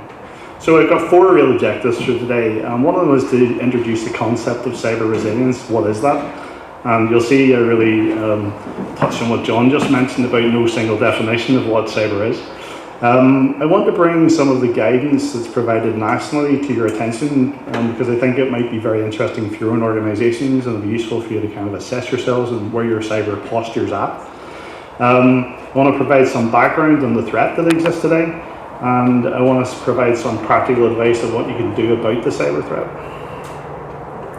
So there is no single definition of what cyber resilience is, but I'll not read all of these out, but basically cyber resilience is your ability to continue to function in the face of adverse cyber threat or actions against your organization. So, malware attack, viruses, hacking, all of this sort of stuff. You need to be able to keep going when all of this is going on. So cyber resilience is really about when the going gets tough, the tough keep going, and that's really what it's about. Threat landscape, you've probably heard about the virus NotPetya. This thing has cost, the White House estimates, over $100 billion. It's cost several large companies several $100 million each. And basically what happened was it was someone sitting at their desk, got an email with an attachment, and they clicked on something and it downloaded some code that exploited a vulnerability in the operating system, and then the code was able to kind of look and see, well, who's logged onto this computer, what are their credentials, their passwords, and then it could use those to spread laterally throughout the network and throughout all of the other computers, and essentially it could spread across thousands of computers and nodes. And we've seen some recent press even in Northern Ireland with that sort of thing quite recently. WannaCry, I'm sure you've heard about, happened a couple of years ago, same idea. It's always little bugs in the operating system typically that are exploited. People click on links, they click on an attachment, they run something, and it does something malicious. The average cost of a breach in the UK is between 600k and 1.15 million for a large organisation. This is a statistic that came from the National Cybersecurity Centre. The National Cybersecurity Centre is the UK's national technical authority for information security, or cyber security.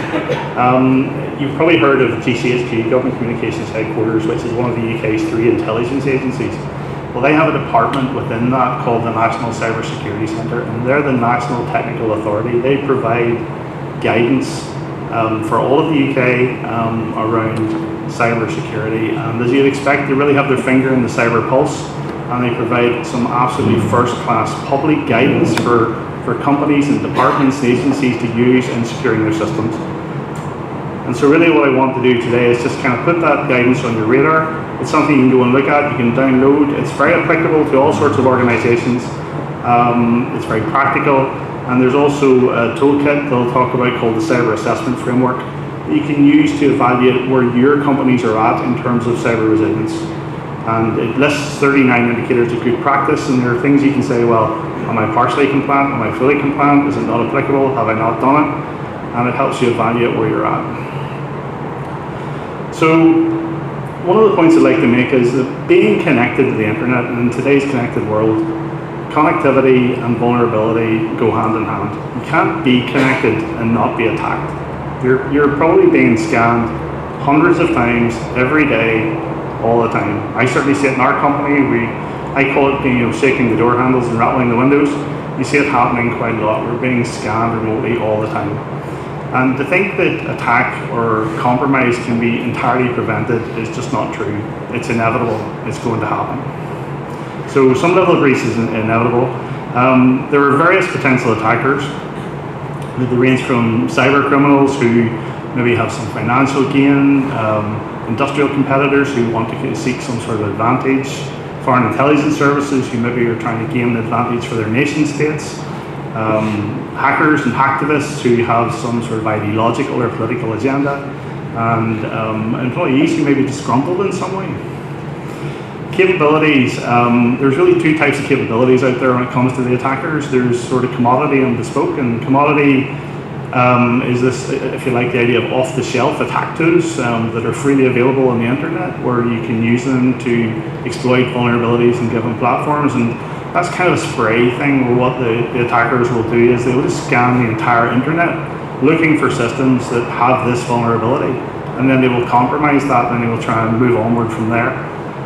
Bespoke is more where a solution may be tailored to address a particular organization, or they may have a more targeted attack.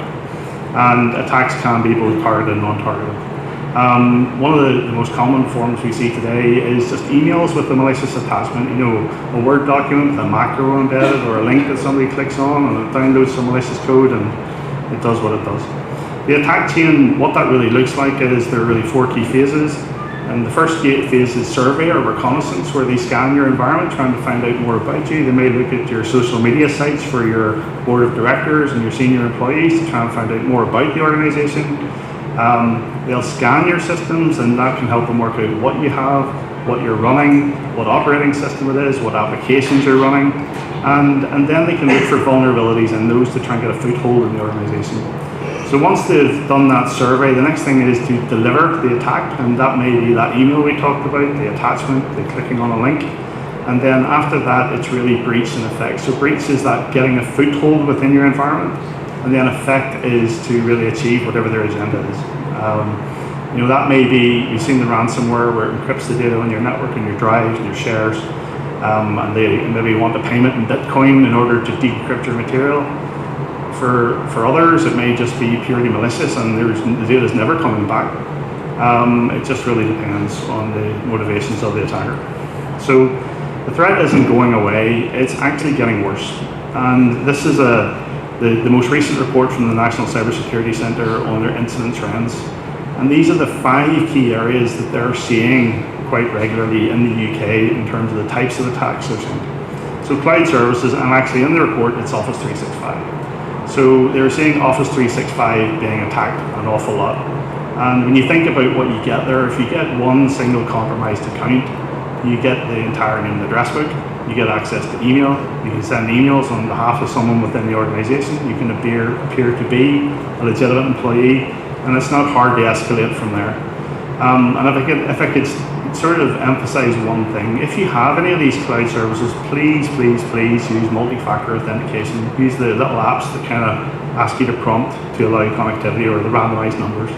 If that goes a huge way, it stops quite literally 99% of the attacks against the accounts. So ransomware, we're seeing more and more of that, increasing complexity and frequency. Phishing is this where the email may be targeted or it may be sprayed. They could send an email to an entire organisation and hope someone clicks on the link. Or there's a term called spear phishing, where they send it to an individual and try and target that individual in some way. And they can try and make the email look highly attractive. You know, they can put click on this to, you know, your pay rise or something like that to make it more interesting. And then supply chain attacks. This is where it's really hardware, software, and services. So this is where the attacker may seek to, let's say, use an external service provider to provide a service. They may attack the service provider in order to get a route in to the organization, or they could try and attack the supplier of the software or hardware that they use. So maybe a PC firm that supplies equipment, or a software vendor that supplies services to you. But all of the above is happening every day, and it's happening in the UK. So this is really what I want to talk about. There's really 10 slides coming after this, and I'm going to talk about the NCSC's 10 steps to cybersecurity. And the FTSE 350 companies are all applying this today now. And it's some really solid practical guidance on how to secure your companies and your systems against cyber attack. The CAF was the other thing I talked about, and if anyone's interested in this, I'm happy, I'll give you a card at the end and I'll send you the links, and you can download this and apply this to your organizations. It's really, really practical, useful guidance that makes a huge difference. So, of the 10 steps, the first one is really implementing a risk management regime within your company. And this is really about understanding what is the risk we're living with at a business level. It's absolutely vital that the board have ownership and visibility of risk, and that it's supported from the top down. So it's about, you know, having a way of understanding what the risks are, policies and guidance that inform your staff on how to use systems securely, how to work securely, how to communicate those policies to your staff, and user education and awareness. And user education and awareness is absolutely vital. It's one of the first defenses against these things we've just talked about. Knowing not to click on that link, spotting that email is suspicious, not going any further than that. And so there's a really useful toolkit for boards actually. If your board wants to know how to engage with IT and what questions to ask, the NCSC have a toolkit for that. And I'm not sure if you've heard of, you probably have heard of ISO 27001 or 17799, and those are really good ways of implementing that risk management regime. Secure configuration, and this is a really huge one. This is the platforms that everybody uses day to day, your desktop PCs, your servers. This is about having a solid baseline configuration that's secure. There's lots you can do that's very sensible, practical, and inexpensive to reduce the size of the vulnerability, to make the target smaller. And this starts with having a secure build. You know, whenever you design a system, I'm going to try and keep this not techno jargon, but try and reduce the size of the target by not installing unnecessary software. Remove all of the components you don't need. Have a standardized build.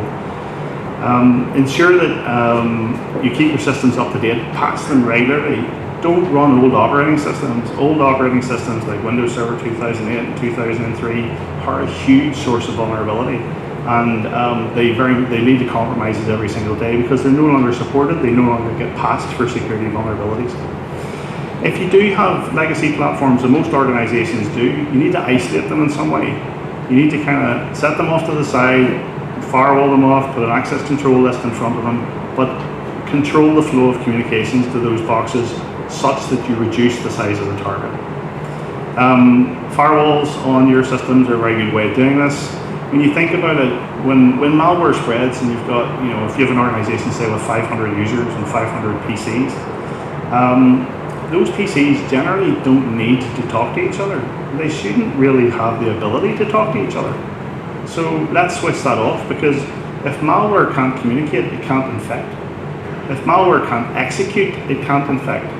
So there's a technology called whitelisting, which is really where you say, you define a list of authorized software to run on a computer, and if anything outside of that list tries to run, then it can't infect the system. So if you build this into your baselines, you really do harden your environment and harden your platforms and vastly reduce your vulnerability to attack. Network security, it's the same again. The world is changing. When you sort of think about how it used to be, it's kind of like the castle and the moat model, where you kind of had this castle and you have the moat around the outside, which is your network perimeter, and all of your information systems were in the inside. And once you were on the inside, everybody could access everything. Every workstation could communicate with every server, and every server could communicate with every workstation, and there was no sort of constraint against that. Things have moved on, and the world's changed with the cloud. You can't always just go and touch that piece of tin in the server room now where your data lives, because it may not be there anymore. And it's kind of got more like the hotel model, where you now kind of need to get to certain rooms within the hotel, but not every room. And that's kind of where you need to go with your network. You need to segment your systems and group systems with similar security requirements together, and control the flow of communications to those systems. Physical security, you need to think about where your systems reside. Are they physically secure? Do you have an IP telephony system that has a phone in the hall that's connected to your network? Could someone just plug into that and be straight onto your network?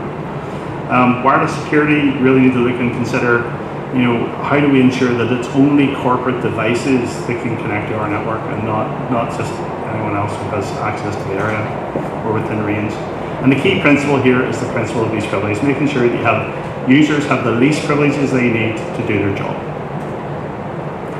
And this is a big one, user privilege management. This is about making sure users are accountable for their actions. So everybody should have their own unique username and password. You should have separate accounts for administrators. Administrators should never have access to email or web browsing from their administration accounts. You think about that scenario we talked about earlier. If malicious code comes down and it runs on an administrator's account, then they've access to the crown jewels.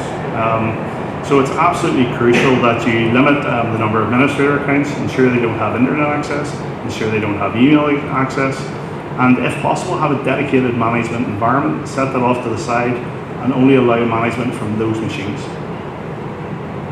And then we talked about two-factor authentication for cloud services and monitoring activity. User education and awareness. The users need to be made aware of the security risks, and most organizations now are getting very good at having awareness programs, what to do in the event of an incident, how to recognize a malicious email, and that education piece is really important. And it's also really important that you test that. Nowadays there's lots of tools out there where you can generate phishing emails yourselves and send them out to your staff and see how they respond, and see if your education and awareness training is effective. See how many click on the link, and hopefully what you'll see is that over time the number of folks that click on those links or run that executable reduce through your education awareness programs. And this last one, I don't like using the term, sometimes we talk about discipline or whatever, but it's really about making it very clear to folks what are the implications of not applying the policy and not following the company rules. Incident management, you think about when the worst happens and you're under pressure, that's not a time when you want to be winging it. You don't want to be kind of trying to work out what to do. You need to know what to do. You need to have a plan of attack. You need to know exactly what has to happen. So preparedness is key. You need to have instant response and data recovery capabilities. And there's lots of really good training around that, even in terms of preserving evidence should something happen.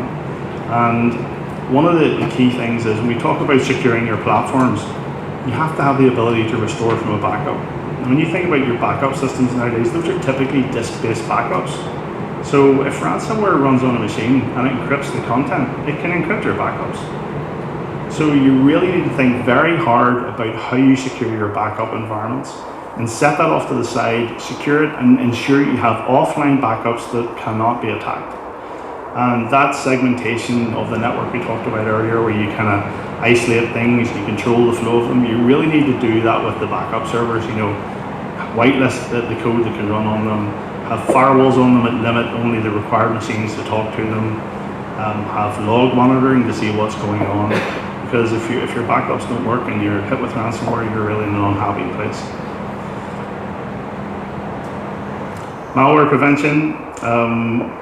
This is a huge issue nowadays, and we see this quite a lot. And I've been involved in a number of. We've been involved. Requested to help organisations clean up after a malware breach that have been affected, and it's a highly non-trivial thing to do, especially in a global enterprise where you have many tens of thousands of systems, and it's very disruptive to the organisation because you need to disconnect connectivity. Because once the malicious actor has got a foothold, they have a level of command and control within the environment, and they've compromised potentially your administrator accounts and various other things. You need to have a way, you need to kind of sever that link, cut the comms, cut the internet connectivity until you clean up the environment. And doing that, you can imagine, is very disruptive to any organisation. We talked about the perimeter security. You need to scan all the content coming in and out of your organisation, your email, your web browsing, not just for malicious URLs and that sort of stuff, but also for content types that could be potentially malicious, executable files, that sort of thing. And also consider running different antivirus solutions at the boundary and internally, because you increase the likelihood that something wasn't detected by the solution at the boundary, may be picked up by the solution internally. The blacklisting of malicious sites, most people would run that now within corporate organizations. You prevent access to inappropriate content or malicious sites. There are an increasing number of secure DNS services now that are out there, and these are very valuable. When you think about how the internet works, do not get too techy, but when you sit down and you go www.google.com, what happens is your PC goes off and asks the DNS, what is the IP address of Google? It comes back, gives it an answer, and then the PC goes to that IP address. A secure DNS service maintains a database of malicious sites. So what will happen is if your client asks for a malicious site, it won't, and it knows about it, it won't return that address. So the client won't be able to connect. And that's a very valuable service. It's a very trivial and very simple thing to implement, but it's very valuable. And there are several vendors that provide that nowadays. Again, we're back to that user education, not clicking on the link, not running the malware. Monitoring, and this is something we do a lot of, and I think this is absolutely vitally important. One of the concepts we talk about is forensic readiness. Whenever you go to implement a monitoring system within your organization, think about what events you need to record. You can't recreate an event after the attack if you didn't record it in the first place. So you need to configure your systems to record the information you need to support a later investigation or any legal action that may be necessary. So think about, what's important, where's our important data, what sort of actions are we concerned about, what sort of events do we want to record from our systems, and then and implement that. And pull all of those events to somewhere secure where they can't be tampered with, and then analyze them. And you'll see some very interesting trends. When malicious code comes down, you typically see several hundred workstations all creating scheduled tasks right away, because that's how it reinfects itself. It creates a scheduled task to reinstall the malware. When you clean it up, it puts it back on again. So these event collections, they provide indicators of compromise. If you have an event collection platform, it can be incredibly useful. And training your teams on forensic readiness, how to preserve evidence in the event of a breach, how to make sure it would be admissible later on in court if necessary. Removable media control is a huge source of malware. USB sticks, CD-ROMs, auto-run when you plug something in. Just generally limit the use of that. If at all possible, only permit corporate devices. Make sure that they're encrypted. And that they're accountable items that are allocated to an individual and they have to be responsible for it. And whenever they go end of life, if they're faulty or whatever, bring them back in, destroy them in-house, or use a destruction service. Home and mobile working is an interesting area. Really the key things to concern yourself there. There's some obvious things about overlooking, shared space, the potential for a laptop or a device to be lost or stolen. User education awareness is really useful there around how to protect your credentials, how you ensure that they're able to report incidents and know and feel that they don't need to worry about reporting an incident whenever it happens. Users need to have that training that sort of says, look, if something happens, if you click on the link, please tell us about it. Just don't be quiet about it and, and feel like you're going to get in trouble. Okay, you didn't do it on purpose. Let's do something about it. Come and tell us. The baseline device configurations we talked about, and really making sure that all of your data is encrypted at rest and in transit. So that's your secure remote access, your VPNs, encrypting your laptops, encrypting your phones and the content on those. And that's it. I've tried to keep it not too long. Any questions? Okay. Thank you very much. We've got Robert McConnell, we're delighted from Pinnacle here, and I think he's going to bring us back up to date with what's going on in the Brexit world. When I got asked very nicely to come out today and talk about Brexit, I thought I was the comedian, but then Shane was there, so I have to try and follow very interesting subject matters with something I'm sure most of you are sick of. I also want to introduce my company, Pinnacle Professional, and it's the title talk about Brexit and whatnot, and I will be very prompt and not dilly-dallying on the subject, hopefully. Pinnacle, what are we? We're a business growth advisory firm. What does that mean? We help companies take an opportunity or overcome a hurdle. Lots of companies have great potential in the market, but lack some help and capacity to achieve that. Lots of companies have lots of potential, but they've hurdles in their way, and we can help them break it down. That's what we do. We're very different. We're hands-on. We don't research and report like other consultancy firms, and we tend to be very, very practical and pragmatic. Trade support, which Brexit falls into, is just one thing that we do. Primarily, we're involved in interim management, strategy and growth, marketing, HR, whatever. Myself, then, it's a lovely, boring spiel. I didn't write that, but my background is in international business, aviation, aerospace, and trading globally, and so that's what gives me some experience to speak about Brexit. I just want to thank Phil and Amanda, etc., for inviting me along today. So Brexit, my presentation is mostly just pictures, because then I can say whatever I fancy rather than having to say what's on the screen. Brexit, everyone has a different view. I'll not presume to know yours. The screen's got off. It's either the worst thing ever or the best thing ever. And we've heard it for 3 years now that it's doomsday or Independence Day, and there's nowhere in between. But actually, from a business point of view, it's a risk, it's an opportunity, and you need to do something about it either way. Some of you might think Brexit's a joke, and actually there's been lots of jokes made about Brexit, and hence people are kind of sick of it, and it's something to be laughed at. The mess of negotiating, the mess of agreeing it, the mess of making it happen, the delay in dates, it's a bit of a joke. And actually the risk that we all fall into is we assume that Brexit is done, it's over. The race has been ran and it's finished.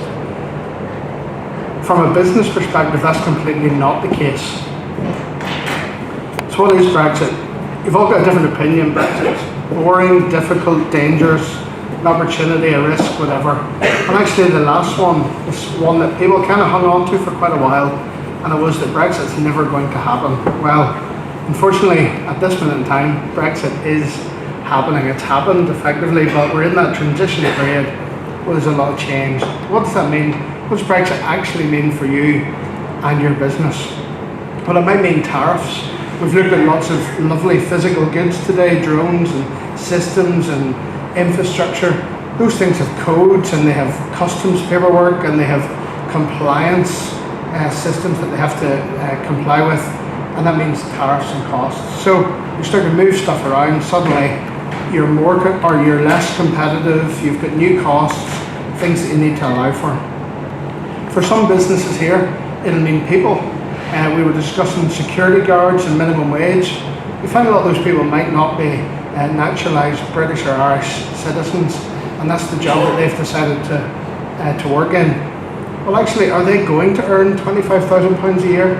And if not, are you going to be able to get that staff and those resources? But it's more than just physical goods, and it was good to hear from Philip cyber, digital, storage, those kind of things, Brexit has an impact on those as well. Will you be able to store your data on European servers? Will you be able to access it? Will you be able to transfer your data from your Irish subsidiary in Europe to your British company in England? Who knows? There's quite a bit of uncertainty, and it's very much happening. But I suppose as the sales pitch starts now, so hopefully I can engage you, it is that Brexit's very much manageable. So what should you do? Well, actually, first thing we recommend to every company, whether you've got physical goods or digital services, is to engage in supply chain mapping.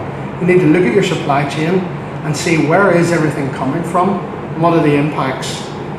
That can be cost impacts. It can very much be that you're going to have to understand the codes and the terms that go along with your product and understand how you're going to manage those costs.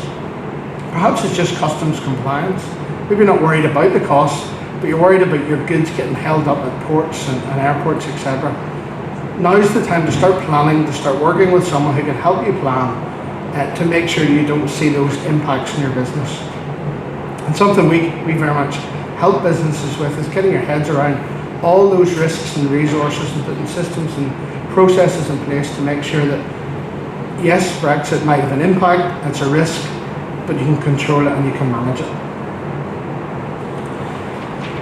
So, is it gone, is it? That's okay, no, I'm fine. Yeah, all the good pictures are gone, so now it's quite waffly slides. There's a couple of things to bear in mind. For you in the room, if your company is an Invest NI company, Invest NI have supports for Brexit. You can engage consultancy services, you can employ staff, you can subsidise staff, and you can implement and plan for trade and compliance in the future with their support. If you're an Invest NI client, you should be able to get up to 50% support for anything that you need to plan and implement in preparation for Brexit. So hopefully you are an Invest NI client, and if you're not, speak to them or speak to us and we can help you do that. Intertrade Ireland is another body I suppose people are less familiar with. Intertrade Ireland have a lot of supports for Brexit. This is my main sales pitch now, but Intertrade Ireland have a Brexit voucher, a start to plan voucher, that every company in Ireland, north or south, is entitled to get and use for 3 to 4 days bespoke consultancy to plan and to implement the changes and the systems that you need to do for Brexit. They also have really good systems online, so have a Google later at Intertrade Ireland and see their online training. It's something you can put your staff through to make sure they're familiar with what's coming down the line, supply chain, customs, etc. But they also have the application forms there for the voucher support that you can go online, you can get free consultancy support to plan for Brexit. Northern Ireland Chamber of Commerce, again, I don't know if any of you are members of Northern Ireland Chamber of Commerce, but if you are, you can ring up and they offer 3 things. One, they have the rubber stamp on export documentation, so if you need to export your goods and you need to be sure that that's going to go ahead and it's okay, you can work with Northern Ireland Chamber of Commerce to rubber stamp those export documents. Online again, please Google them, go onto their website, they have a Brexit hub and a resource library on there. Blogs and explainers, how to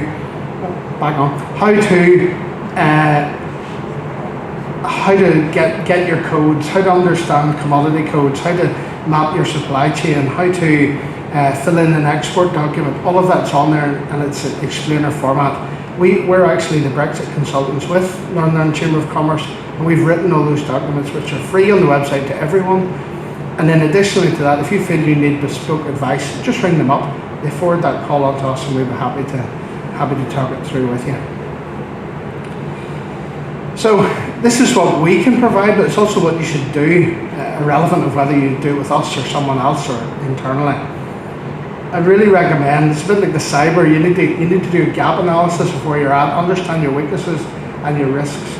We do that in the form of a Brexit audit, so it's not as painful as it sounds, but we take a couple of hours and we understand your supply chain risk, your cost and finance risk, and we point out to you where you have weaknesses that you need to make a few changes and really gear up for the full implementation of Brexit. And maybe previously you were worried about Northern Ireland, Republic of Ireland trade, Well, that's kind of gone away under the new agreement. Now it's Northern Ireland GB or GB Northern Ireland. So maybe the plans you put in place previously aren't fit for purpose, aren't relevant anymore, and you need to pivot those. Also, perhaps you have a procurement team or supply chain team and they need some training, need to understand the paperwork that's going to come along. We can help provide that, but whether we did or not, you need to start training those people to make sure that your exports aren't held up, your supply chain isn't affected, and you can continue to buy and sell and trade and grow. Also, bespoke support. Mention the vouchers, Northern Ireland Chamber of Commerce, Invest in I. Each company should be availing of bespoke support to put a plan in place for your future trade and compliance. We've pivoted in work. We don't use the Brexit term anymore. It's trade and compliance. And actually, that's the truth. We have companies here exporting to and importing from the United States, selling to and from the Far East. Brexit is just an extension of that. It just includes more countries in your export and import supply chain. So you should be taking advice and planning for that. And I mentioned the documents, but now's the time to get your head around documentation that you're going to need to require. Do you know your commodity codes for your product? Do we know the commodity code for this tower that's been demonstrated today? We need to work it out. We need to understand it so that it can go correctly in all the invoices and documentation, etc.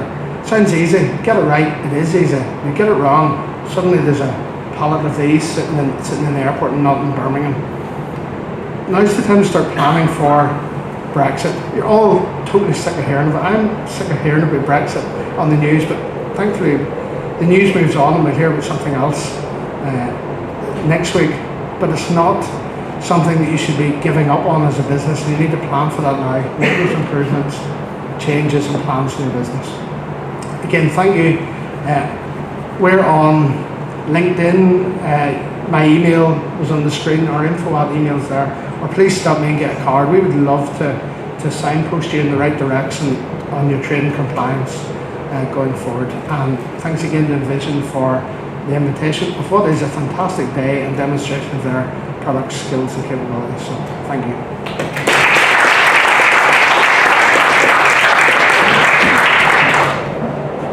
Unfortunate answer.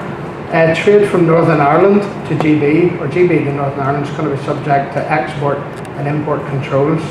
I've been working with the governments and with the trade bodies, etc., to work out how that's going to happen. The term unfettered access is something you hear a lot about, and businesses are pushing for that, but it's very unlikely at this stage. Tariffs are a funny one. Northern Ireland goods going into GB will be tariff free.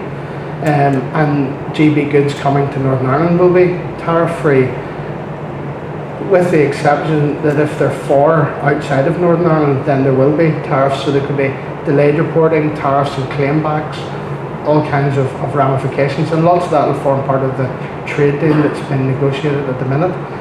But I think some of the paperwork is understood.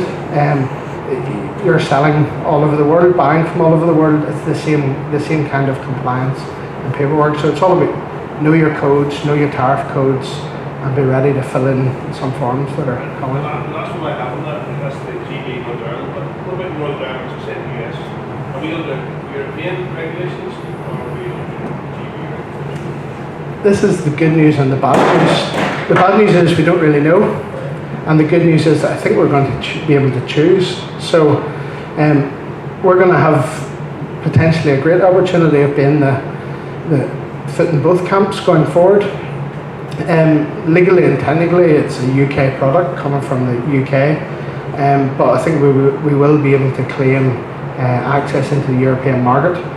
And again, that'll form part of the UK-US trade deal, so there's already been some discussions around what will Northern Ireland's role in that be, and a lot of positivity in the business organisations that actually we could be in a very privileged position of being able to leverage both camps depending on which is the most positive. The last point is on that, you see, because we really are concerned. Yes. Interested about that is, if there's no trade deal with the US for a while or other countries, can Northern Ireland still use the European trade deal? Yep, so goods from Northern Ireland to the Republic of Ireland are tariff free. Goods from the Republic of Ireland to a third country or under European legislation. So we'll be able to leverage that supply chain like we currently do going forward. Hopefully. Don't tell Boris I said that. Thank you. Thank you very much. I think it's going to be key.